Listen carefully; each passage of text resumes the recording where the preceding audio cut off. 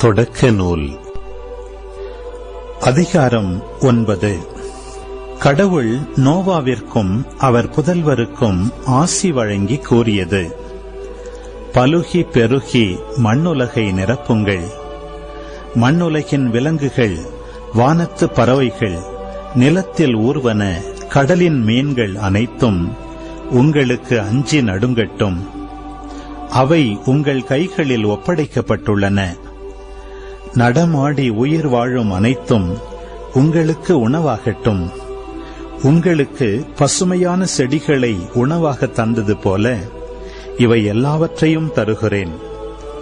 இறைச்சியை அதன் உயிராகிய இரத்தத்தோடு உண்ணாதீர்கள். உங்கள் உயிராகிய இரத்தத்திற்கு நான் ஈடு கேட்பேன். உயிரினம் ஒவ்வொன்றிடமும், மனிதர் ஒவ்வொருவரிடமும் நான் ஈடு கேட்பேன். மனிதரின் உயிருக்காக அவரவர் சகோதரரிடம் உயிரை நான் ஈடாக கேட்பேன்.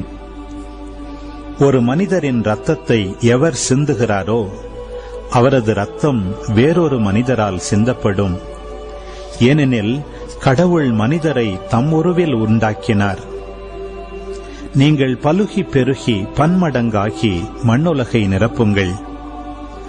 கடவுள் நோவாவிடமும் அவருடன் இருந்த அவர் புதல்வரிடமும் கூறியது: இதோ, நான் உங்களோடும் உங்களுக்கு பின்வரும் உங்கள் வழிமரபினரோடும் பேழையிலிருந்து வெளிவந்து உங்களோடு இருக்கும் உயிரினங்கள், பறவைகள், கால்நடைகள், நிலத்தில் உங்களுடன் உயிர் வாழும் விலங்கினங்கள் எல்லாவற்றோடும், மண்ணுலகில் உள்ள எல்லா உயிர்களோடும் என் உடன்படிக்கையை நிலைநாட்டுகிறேன்.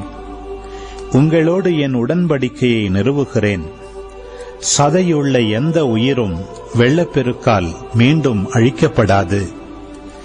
மண்ணுலகை அழிக்க இனி வெள்ளப்பெருக்கு வரவே வராது. அப்பொழுது கடவுள் எனக்கும் உங்களுக்கும் உங்களுடன் இருக்கும் உயிருள்ள எல்லாவற்றிற்கும் இடையே தலைமுறை தோறும் என்றென்றும் இருக்கும்படி நான் ஏற்படுத்திய உடன்படிக்கையின் அடையாளமாக என் வில்லை மேகத்தின் மேல் வைக்கிறேன். எனக்கும் மண்ணுலகுக்கும் இடையே உடன்படிக்கையின் அடையாளமாக இது இருக்கட்டும்.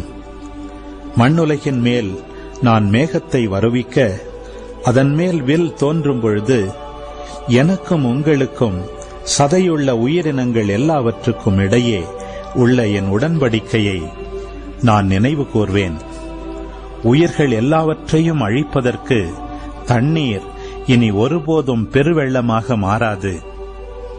வில் மேகத்தின் மேல் தோன்றும் பொழுது அதை நான் கண்டு கடவுளாகிய எனக்கும் மண்ணுலகில் இருக்கும் சதையுள்ள உயிரினங்கள் அனைத்திற்கும் இடையே என்றென்றும் உள்ள உடன்படிக்கையை நினைவு கூர்வேன் என்றார். கடவுள் நோவாவிடம், எனக்கும் மண்ணுலகில் வாழும் எல்லா உயிரினங்களுக்கும் இடையே நான் ஏற்படுத்திய உடன்படிக்கையின் அடையாளம் இதுவே என்றார். சேம், காம், எப்பேத்து ஆகியோர் பேழையிலிருந்து வெளிவந்த நோவாவின் புதல்வர். காம் கானானின் தந்தை. இவர்கள் மூவரும் நோவாவின் புதல்வர். இவர்களிலிருந்துதான் மண்ணுலகு முழுவதும் மனித இனம் பரவியது. நோவா நிலத்தில் பயிரிடுபவராகி திராட்சை தோட்டம் அமைத்தார். அவர் திராட்சை ரசத்தை குடித்து போதைக்குள்ளாகி தம் கூடாரத்தில் ஆடை விலகி கிடந்தார். கானானின் தந்தையாகிய காம் தன் தந்தை திறந்த மேனியராய் கிடப்பதைக் கண்டு வெளியே இருந்த தன் இரு சகோதரரிடம் அதை தெரிவித்தான்.